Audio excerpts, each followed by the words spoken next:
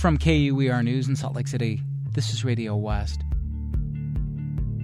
I'm Doug Fabrizio. Let's face it, there comes a point, and it's probably different for everyone, but there comes a point when our bodies start to break down. We lose bone density and muscle mass, not to mention strength and power and flexibility, and most of us just concede the point. This is what happens when we get old. But what if you could change that? Not the getting old part, but the stuff that comes with it, or at least bend the curve a bit. There's a growing body of research that shows it's not about the age, it's about the inactivity. Today in the program, we're beginning a series on fitness, and we're going to begin by talking about aging and exercise. We'll have with us a researcher and a physical trainer who will help explain that in order to age gracefully, we need to age actively. Join us after the news.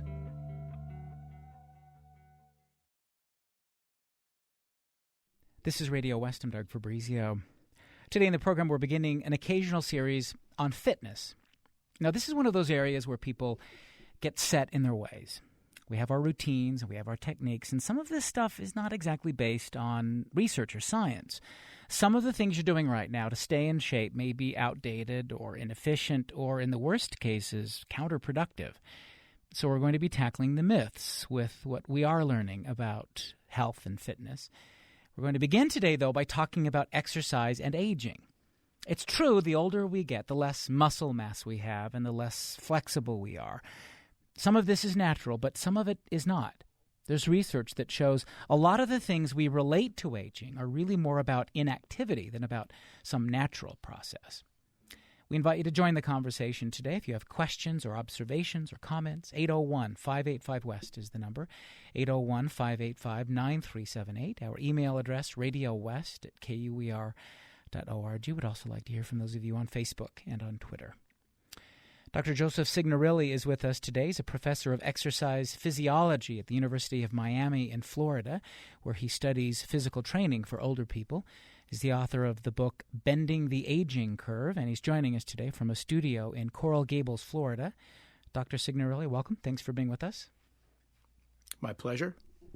And we have with us also in studio Paul Holbrook, a gerontologist, a certified strength and conditioning specialist. His gym, Age Performance, here in Salt Lake City, trains adults age 50 and older. And Paul Holbrook, welcome to you. Thanks for being with us. Thank you for having us. So, Paul, I wanted to begin with you and a story that I've heard you tell. You've talked about this experience that really, I guess, in some ways sort of helped you focus your work and your perspective about all of this. And this is when you went, as I understand it anyway, and visited an uncle of yours in a nursing home some time ago. Yeah, part of that focus came from actually a very frustrating time in my life. It was after my undergraduate work, and I worked for some family businesses, and I was extremely frustrated because it's not what I liked. It's not what I wanted to do. So I stopped that and did some other things to refocus what I wanted to do. Yeah. And I knew that exercise was a big part of what I liked and what I enjoyed. So I took some time and did a lot of research at the university library, diving into this, looking at like exercise mechanics. Exercise, like yes. And not always had done exercise myself, yeah, and been way into it.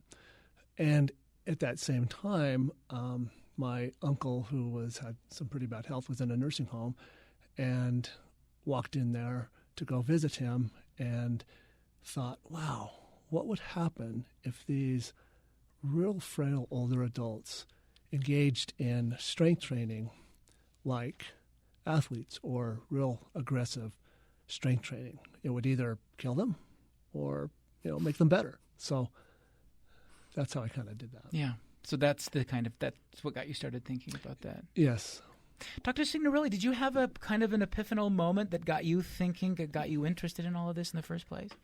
I guess it was very, very similar, except mine was generated by one of my graduate students. I had a graduate student named Diana Flipsy who came to me and said, Dr. Signorile, I'd like to study resistance training. That was when a lot of the information had been coming out of Tufts University. And I said to her, well, I'm really not that interested in older individuals, but if you'd like, I will work with you on your thesis. And I became interested probably for the same reason that Paul said, and that is, I was interested in the fact that we could apply the techniques that we used with athletes to actually the older individual. And one of the factors that we became very interested in was the loss of faster contracting muscle fiber with aging, which led us to our first research looking at the utilization of high-speed training and power for older individuals. So that's sort of what got me started. Yeah. We're going to get into that because I want to be really particular about some of these points. But let's define maybe more broadly this idea of what we're talking about when we're talking about fitness. Because I think a lot of people, when they think of the idea, they're thinking about, looking good and bodybuilding, those kinds of things. But I think for you, Paul Holbrook, and for you, Dr. Signorile, you're thinking about something more practical, how fitness works in terms of letting you live an ordinary life, I suppose. Yeah. One thing that happened in our studio just recently that kind of comes to mind is I had two individuals come on the same day, and we do an assessment. And one of those things that we do is you stand up from a chair 5 times, and we time you how long it takes to stand up from a chair 5 times. And we had they were both roughly the same age. This one was a male, and he was a long-distance runner. And that's all he did. And he does ultramarathons. He does, he just runs and runs and runs. And his time in that 5 chair stand-up was 9.2 seconds. That same day, I had a woman come in, and she was totally inactive, extremely overweight, had lost her husband 6 months prior, so wasn't doing anything. And she did the same exact test, and she did it in 6.3 seconds, so faster than what he did. And so that was a very interesting, thing to me. And so subsequently, what we've done with our training with the woman is we've done this same training that Dr. Signorile is talking about, and we've brought her time down even faster to 3.7 seconds. Now, what you're saying is, Paul, is getting out of a chair. I mean, that's we're not talking about. We're talking about living independently, and we'll talk about the particulars of all that. Right. But keep going. I'm sorry. But the point was that here we define. We think that this individual who runs a lot or who does marathons is incredibly good shape, or and they are in that regard. But as far as some of these other functional movements or things, I think that we need to age better in terms of being quick and have fast movements, gets retarded if we don't do the right thing. And I think this is a clear indication of that. Yeah. Dr. Signorile, you've told a story in your book about Betty, this woman who you describe as 5'0", weighed like 94 pounds or something like that. And tell that story if you would, because I think that was really insightful about in terms of. This was during one of our first studies, and we have qualification criteria for our subjects, and we had tested her, and one of the requirements was that you did not train. So as we tested this woman, she was producing power outputs and strength outputs that were blowing away all of the women who were maybe 20, 30 pounds larger than she was. And we continued to question her. Betty, you must train, and she kept telling us, no, I don't.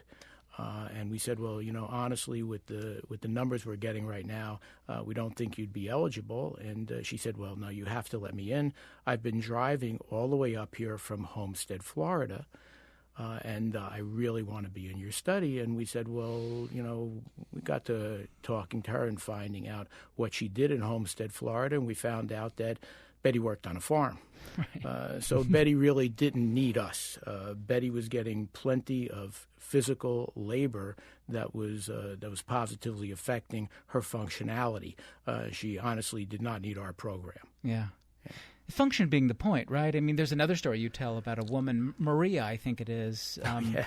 at Thanksgiving. Tell that story, because again, this gets to this whole point of being independent and functional. Yeah, and this is, I think we probably all of us that work in this field have these stories, that have an impact on us. And I have a difficult time telling Maria's story without getting kind of a little misty about it.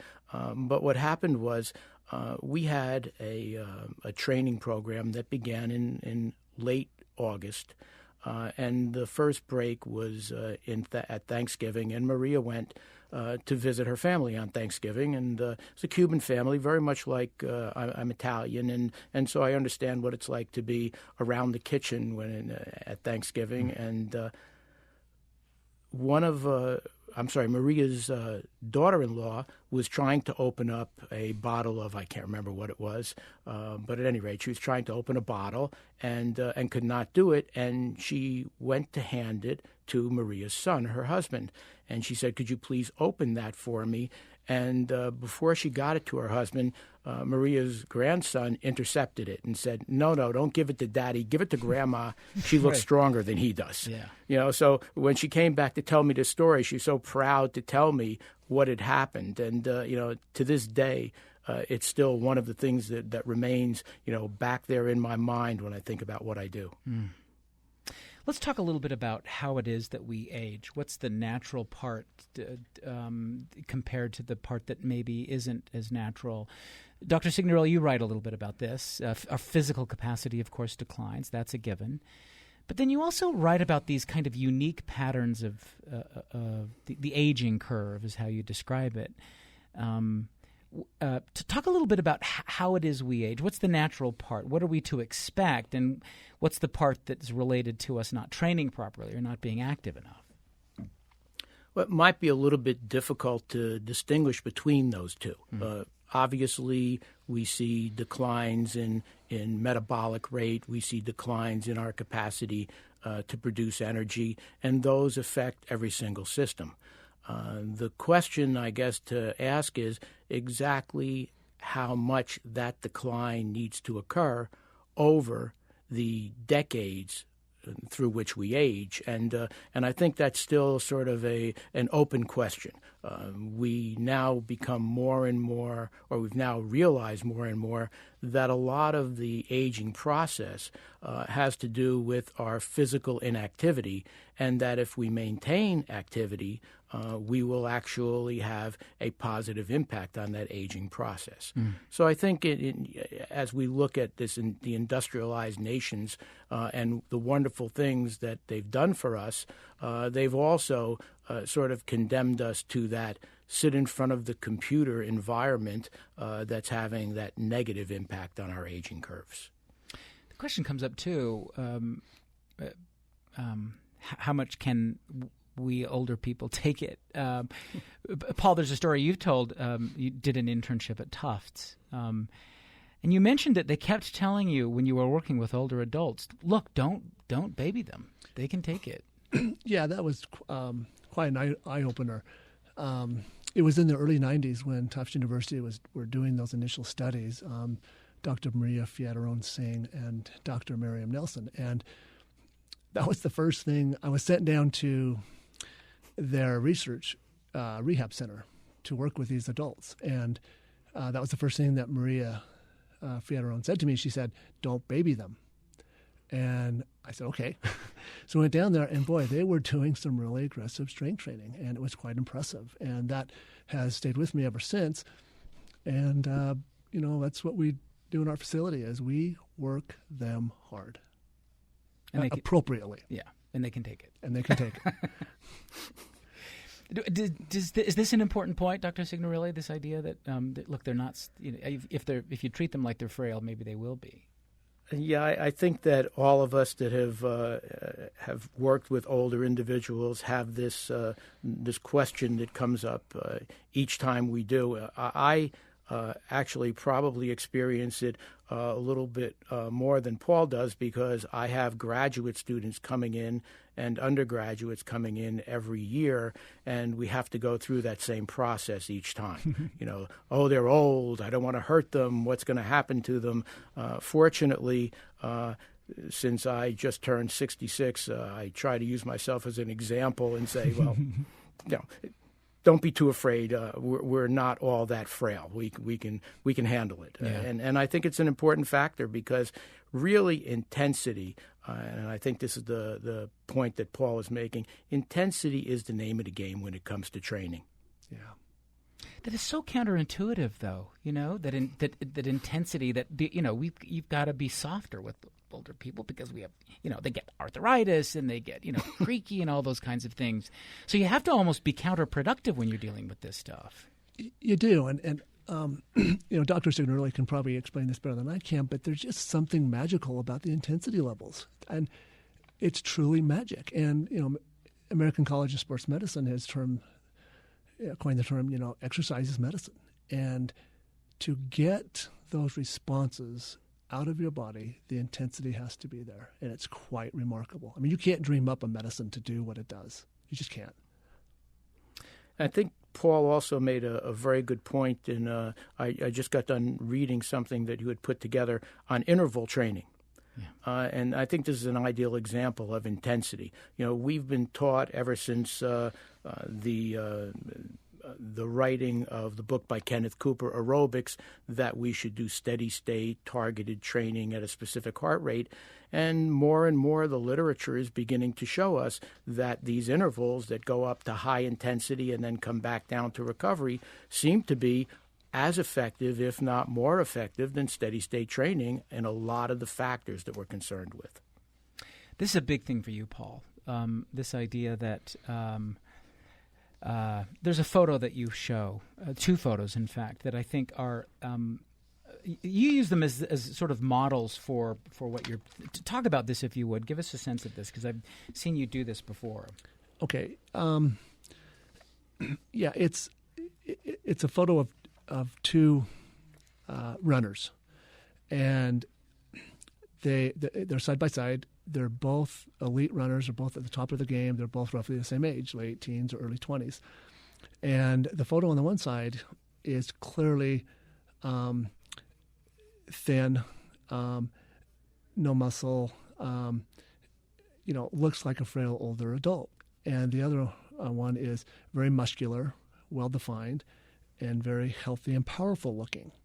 And so I use that photo and set it up that way and ask, if I'm in a class, the class to identify which person in that photo looks older or more frail. And they clearly look to the person that has those signs, and it's the long-distance runner versus the sprinter. So that's the difference. One's a long-distance runner and the other one's a sprinter. Now, we've all watched the Olympics, and we've all watched the marathoners or long-distance runners, and they have a certain look, and so do the sprinters and the hurdlers. They have the opposite look. Now, this is going to touch a nerve with a good number of listeners, but let's just come out and say it. I mean, you believe long-distance running, Paul, has limited value. It's good, you say, for heart and lungs, for sure, and it's not like this particular runner is unhealthy. But what you're saying is that we're stuck in an outdated paradigm. I do, and I think, obviously, the pendulum is way over to that side. So I clearly make the statement that I think long-distance running or long-distance work does more harm than good in terms of healthy aging or aging well. Now, I say that pretty strongly, and again, I may offend people, but I want that pendulum to at least swing a little bit to the other side. And I go back to that illustration I had earlier in this discussion of the ultramarathon runner not being able to produce enough power to do as many stand-ups from a chair than the inactive housewife or inactive woman who lost her husband 6 months earlier. Yeah. Dr. Signorile, what about that? This idea that, I mean, because we are talking about people who are running, and clearly their cardiovascular health has got to be good on one hand, but how do you measure that against the questions of flexibility and strength and power? Well, I think we have to make a distinction on what exactly our target is. There's no doubt that if we're interested in cardiovascular fitness, certainly that what we term aerobic-based training might very well be the way to go. I think Paul makes an excellent point, though. Really, it's been known for years that the limitations that we see in everyday life as we age are probably more neuromuscular. We have a very interesting study that will be starting soon that's based on some studies that were done in mouse models where they took mice and they ran them on a treadmill for a prolonged period of time versus giving them a more enriched environment. And what they found was that the neuromuscular junction, where the nerve speaks to the muscle, became more limited in the endurance trained rats and became more branched or arborized in the rats who trained in the more enriched environment. This to us says something. It says that if we're interested in trying to bring the human body back to what it was when it was younger, where it could move at higher speeds in multiple directions, that may very well be the proper way to train, and we actually may be working against ourselves if we do this constant, steady-state exercise. So I have to agree with Paul that the process has to be a more intense, multi-directional, higher intensity type training, and not this continuous I hate to call it boring, but a repetitive type of a movement. So how did we get here to this? I mean, this is something, Paul, I know you've been thinking about. When did we become so fixated on this long-distance running? And how is it that we got from the point when we were maybe kids, running around, playing, these sort of short bursts, or as athletes, for example?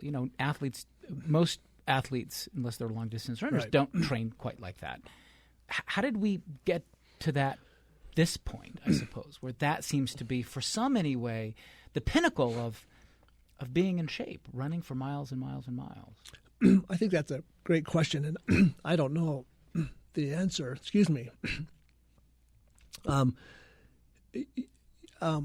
Because you're right. When we were younger, in grade school, we could, we played tag. Do you want to take another drink? Got a frog in your throat there. Yeah. That's happened. You all right? Yeah. Okay, good. So, and we did those things when we were younger. Start all that, and all the way through middle school, high school.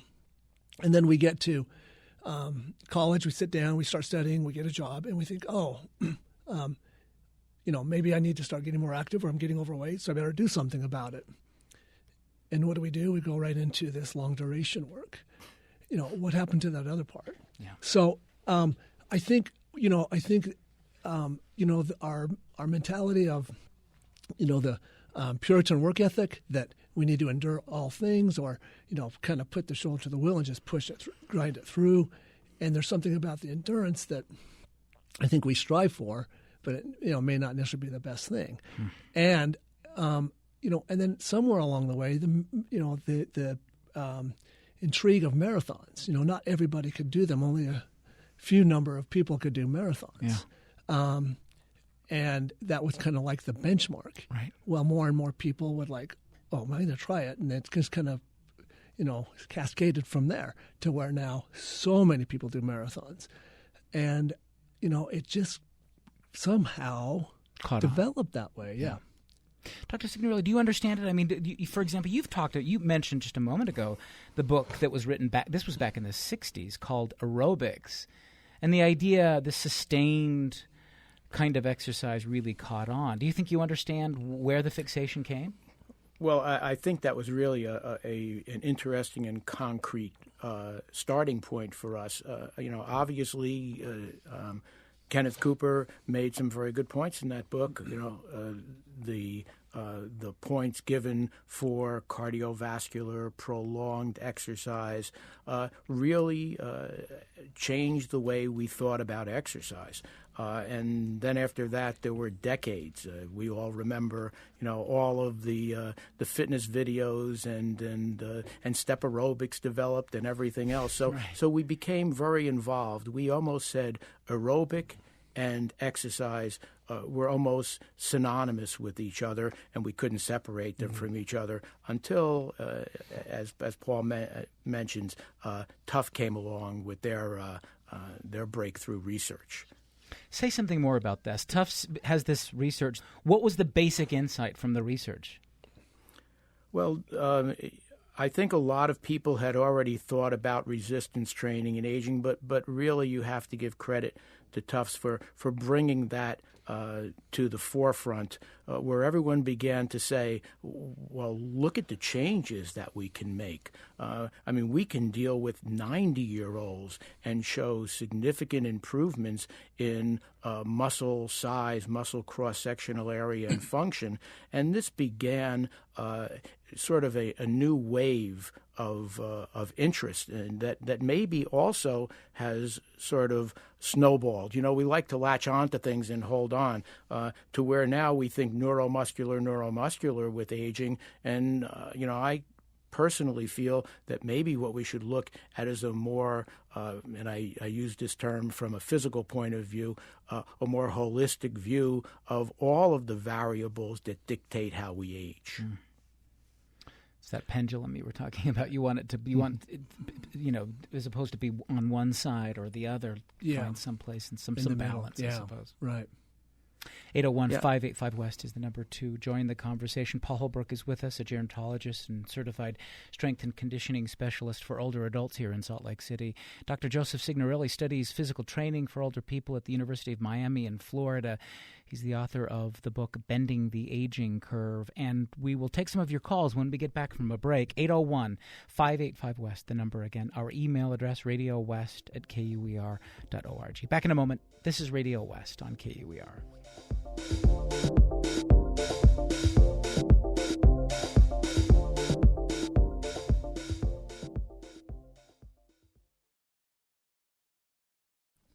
This is Radio West. I'm Doug Fabrizio. Today in the program, we begin an occasional series on fitness. A lot of new research to consider, apparently more than a few myths to break down as well. But we're beginning today by talking about exercise and aging. And you can join the conversation. 801-585-WEST is our number. Our email address, radiowest@kuer.org. Dr. Joseph Signorile is with us from the University of Miami in Florida, and Paul Holbrook, a gerontologist and certified strength and conditioning specialist at his gym, Age Performance, in Salt Lake City. Let's take a call from Sarah, who's with us in Eagle Mountain. Sarah, welcome to the program. Thank you. Sure. I have a question for your guest. I'm just curious how he would define long-distance exercise or long-distance running, because for one person, long-distance running or exercise might be an ultramarathon, whereas another person, it might be 5 miles or 10 miles. So I'm just curious about how he would define it and if he would dare say, there's a cutoff point, or if it varies from individual to individual. That's a good question. Sarah, let me just ask you, do you do long-distance running? A little bit. I've done a few marathons. Gotcha. Okay. I think a half marathon is my favorite distance, though. Gotcha. Okay. All right. Paul, you start. What do you think? You don't want to do any of that, right? 400 meters. I'm trying to get that pendulum over. Yeah,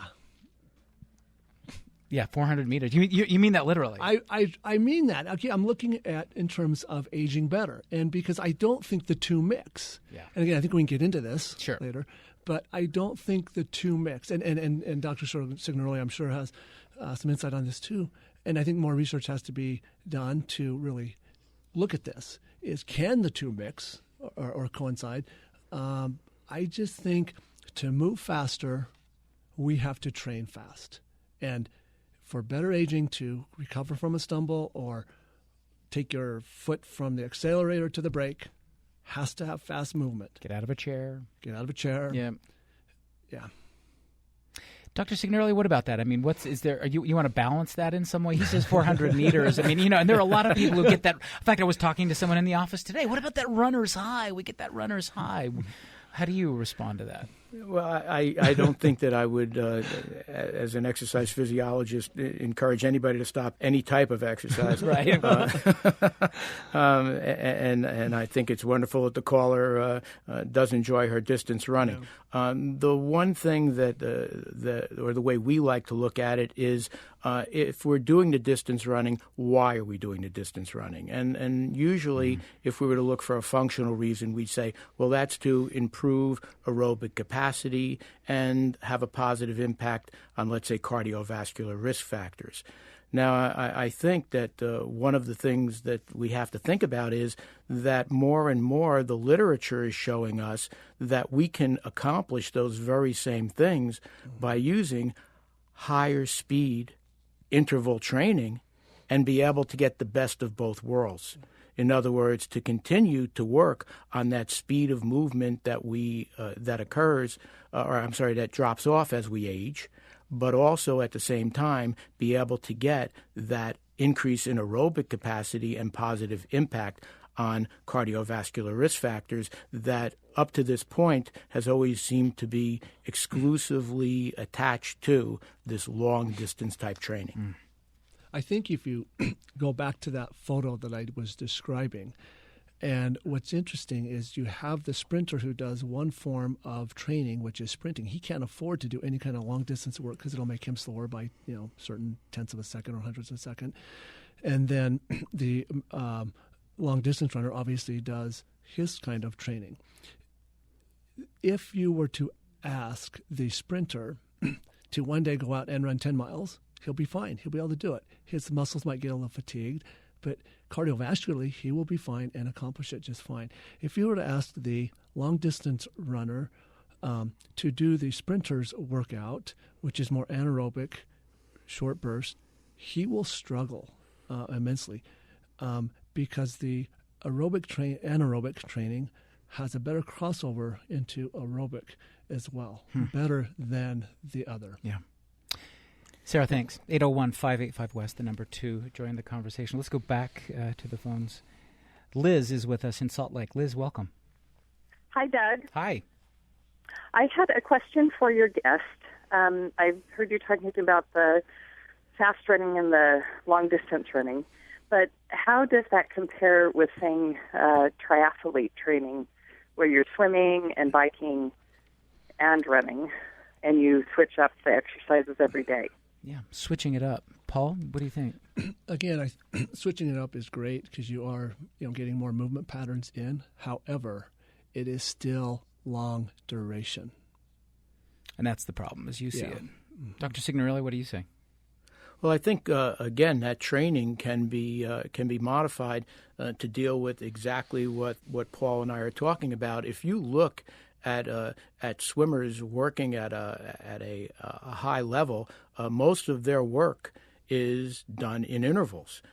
So again, I tend to think that we don't have to make this decision to deal strictly with aerobic and anaerobic. And in fact, I'd kind of like to go back a little bit to what Paul was talking about. When you look at that sprinter and that sprinter runs that burst, we have this old myth that said, well, the aerobic system went off and the anaerobic system went on. Well, that's not really true. Right. All systems are running all the time. Yeah. It's just that the aerobic system cannot keep up during that high-intensity interval. However, as soon as that interval is over, remember, a good proportion of that recovery takes place using the aerobic system. Mm-hmm. So we never really turn one on and turn the other one off. As I like to tell my students, there's no light switch there. Yeah. Which one is going to help me lose weight best? Which of those two? Dr. Signorile? I can, the most recent literature is definitely leaning toward interval-based training. And there's, I think, very little doubt in most of our minds that this type of training is the way to go. I can give you an example just from down here in Miami. In Miami, we have a methodology of driving, and that is when the light changes, you step on the gas pedal as hard as you can so that you can race down to the next light, jam on the brakes, and then do it again at the next light.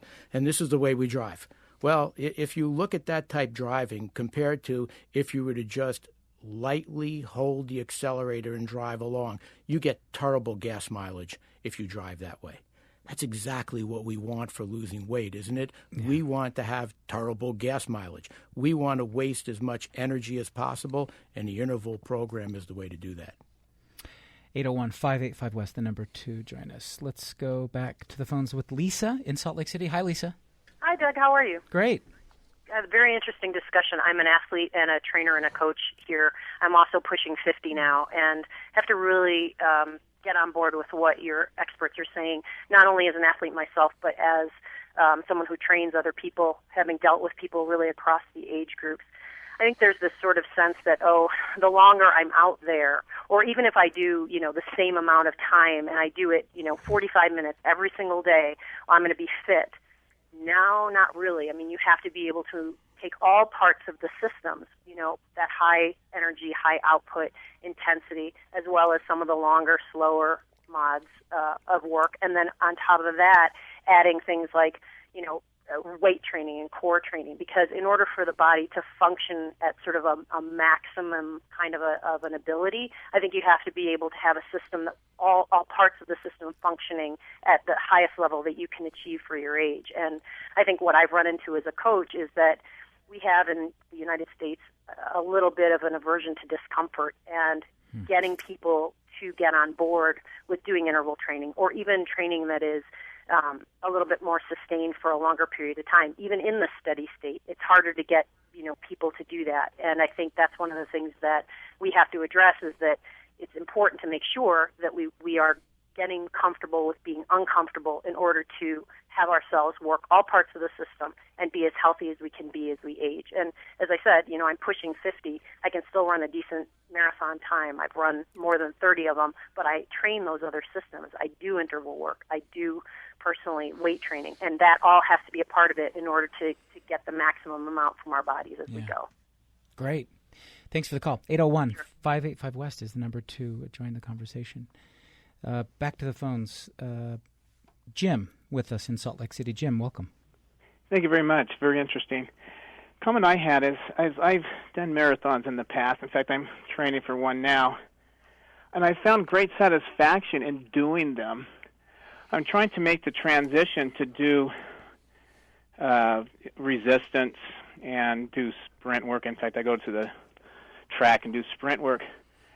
Where can I find the same satisfaction, the same joy in accomplishing these smaller sprints or resistance that I find on a Saturday morning, running in the still breeze and looking at the mountains and things of that nature? I'm looking to find some joy in this new transition that you're talking about. That is a great question. I want you both to respond to that because, again, I mentioned someone in the office saying there's a runner's high, there's the kind of peace and meditation for some runners, being out, in nature, those kinds of things.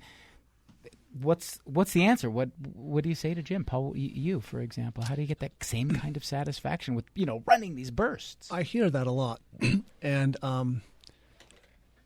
I think when you do high-intensity level training, however you do it, with resistance training or sprinting on a track or what have you, you still experience, and I don't know what the runner's high is, but you still experience an incredible euphoric feeling. It's probably the same thing. And I've done both. I've done 4 marathons in my life, and I don't do them anymore, and I do sprints, and I just have this great and euphoric feeling after I've had a sprint workout. Yeah. And so now when I do it, I'm on a track, and so I'm not necessarily out in the mountains, which is a drawback for me because I enjoy the mountains. But I also look at, again, how I want to better function in my later years.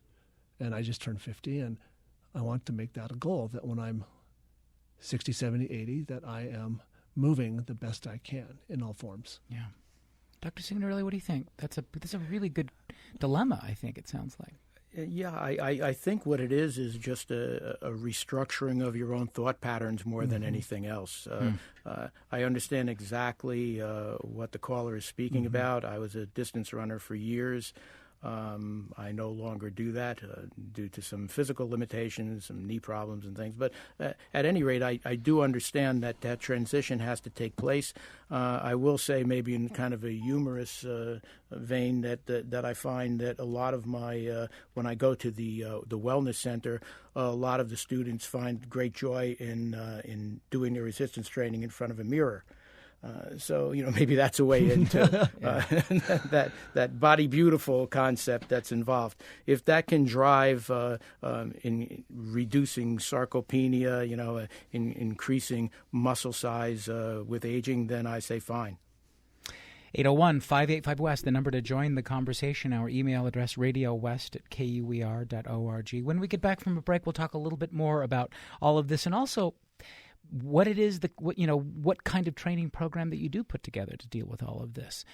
You are listening to Radio West on KUER. Dr. Joseph Signorile with us, Paul Holbrook as well. Back in a moment, you're listening to Radio West on KUER in Salt Lake City.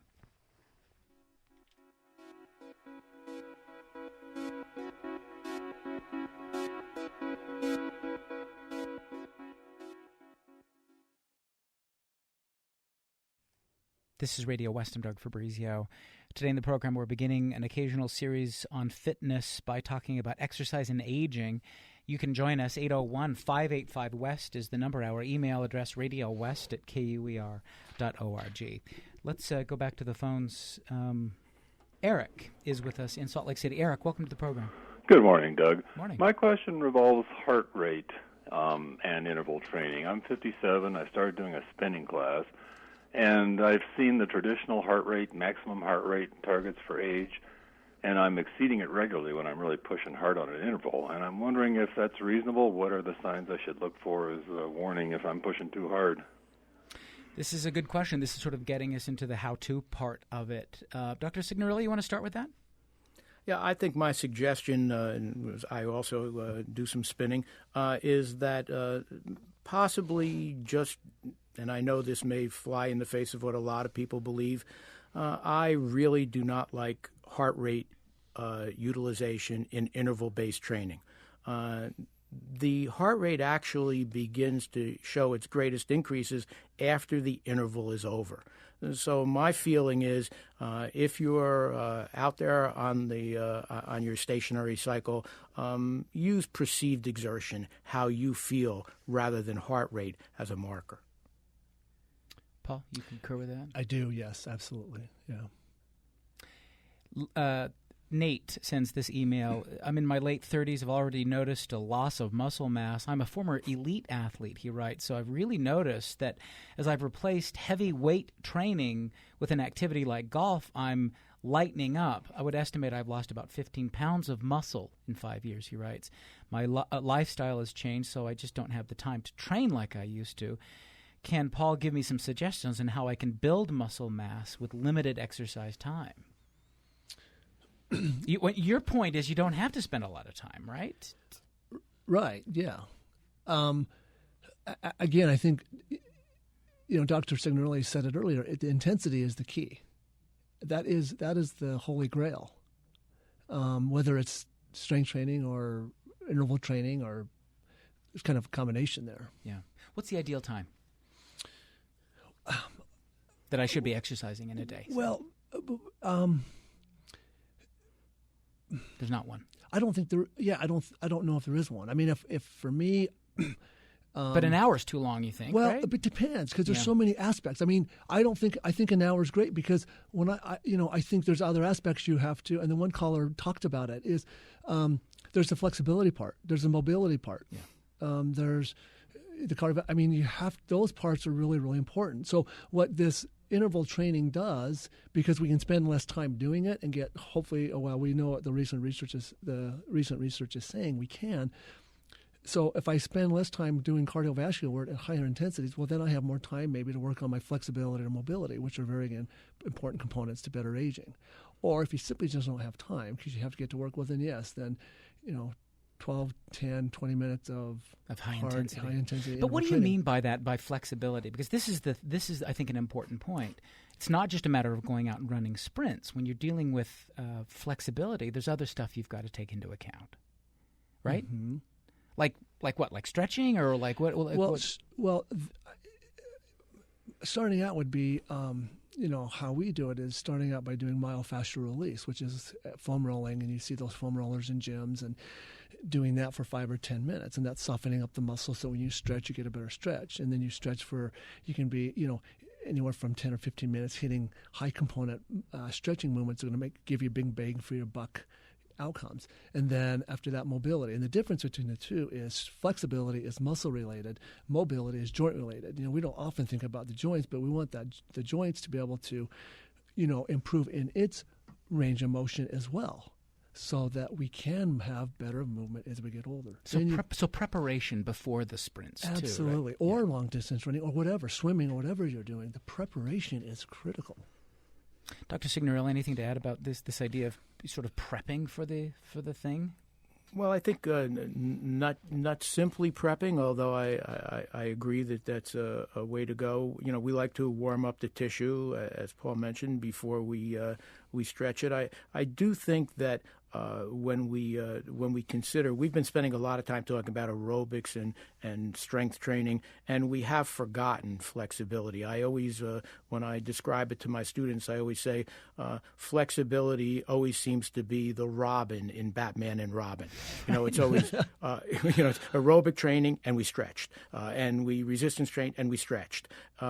In effect, flexibility is a very, very important factor as we age. In fact, in one of the control studies we did, it was one of the few variables that we looked at in isolation that improved every aspect of everyday living. So I think we've sort of ignored a very, very important factor as we look at this overall picture of what it means to age properly.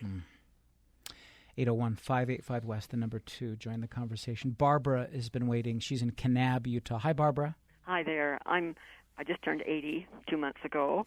For the last 8 years, I have been working on a slant board and but every morning, 6 days a week. And I'm so excited that I can do what I accomplished with my acre yard here and everything, the garden and everything. But you need this here flexibility and also the consistency of exercising and accomplish what you do. The more I read and the more I see, I'm where I want to be, a size 12, and it works great. But it's what you are determined to do. And I love this program, and I'll listen again tonight. Good. Glad you called. Thanks. Thank you so much. Sure. 801-585-WEST, the number 2. Join the conversation. Consistency. You were nodding your head there, Paul. Yeah, I think doing something every day is really, really important to keep moving. Yeah, and she brought up another point. One thing that she's excited, and one thing that I ask clients when they come in, the first thing I ask them, and they don't really think about, and it's a question they don't really have to answer, but I ask them, you're coming in, and at your current age, what are the possibilities? What is the best shape that you can get into, or how strong can you get? Just open it up, and what is the potential? And it's a question they don't even really think about. Not that you have to have an answer, but if you come from that question, then wow, your world opens up physically. Because we're so used to like getting in our groups as we get older, like, oh, I'm going to have this procedure, I'm on this drug, and da-da-da-da-da. Back to the phones. 801-585-WEST is the number. Steve is with us in Holiday, Utah. Steve, hi. Hello. I have a question. I mean, one of your guests has been saying that what's really important is the shorter duration workouts and the higher intensity. But I was also just thinking of the example given at the beginning of the program, talking about the woman who was, more or less off the charts, and she was just working on a farm, which is not going to be short. Yeah. That's going to be working all day. I'm just wondering how he reconciles those two. That's a good question. What about that, Dr. Signorile? Betty, for example. Yeah. Well, I think when you compare moving bales of hay to to running long distances and watching your target heart rate, they're two very, very different things. I don't believe that Betty ever one time in her life working around the farm looked to see what her target heart rate was. So, what happens is, in effect, when we do labor and we don't even really think about it, we say, well, we work all day. I can still remember one of my jobs when I was in college was shoveling rocks. Well, we worked all day, yeah, but by the same token, moving a shovel full of rocks or moving a bale of hay or whatever Betty was moving, that really constitutes an interval. It really doesn't constitute steady state exercise. Although it might be done all day, you certainly do not continuously move all day. Yeah. Steve, thanks. Mike is with us in Salt Lake City. Mike, hi. Hi, hey, how you doing? Fine. Hey, I'm a 66-year-old athlete. I've been going to CrossFit for the last 4 years, and absolutely in the best shape of my life, without question. And you attribute that to high intensity, sort of high interval? intensity, absolutely. I've been doing CrossFit for 4 years. I go 4 days a week. Yeah. And we do, 100 push-ups, 100 sit-ups, 100 pull-ups, 100 leg lifts, 100 something else, squats in maybe 15, 20 minutes. Yeah. Congratulations. That's really great. Mike's sort of calling to brag, and you should be proud. That's really terrific. Well, the point being that, we talk about older athletes, the 66 is relatively old. No, well, yeah, it's all relative. But Mike, congratulations. That's terrific. Yeah. Let me ask you this finally. I want to, Paul and Joseph Signorile. Finally, Dr. Signorile, let me start with you quickly first. Are you feeling optimistic that the paradigm is changing? People are getting this information like they haven't maybe in the past? I think more and more it is. I believe that a lot of the major groups like American College of Sports Medicine, National Strength and Conditioning, ACE, are looking more and more at the literature and understanding that we're in an evolving system right now where we are understanding more and more and more about how to deal with aging and exercise. Quickly, Paul. Yeah, I agree. I think things change so fast in every industry, and this as well. But I am very much encouraged with where the research is going and what we're looking at, and still much, much more to be looked at. It's Paul Holbrook, gerontologist, certified strength and conditioning specialist, the owner of the gym Age Performance here in Salt Lake City. Paul, thanks very much for being with us. Thank you very much. Dr. Joseph Signorile, professor of exercise physiology at the University of Miami in Florida, joins us today from a studio in Coral Gables, Florida, the author of the book Bending the Aging Curve. Dr. Signorile, thanks to you. Thank you. Go to our website. You can continue the conversation. Radio West is a production of KUER News, the program produced by Elaine Clark and Benjamin Bombard. I'm Doug Fabrizio.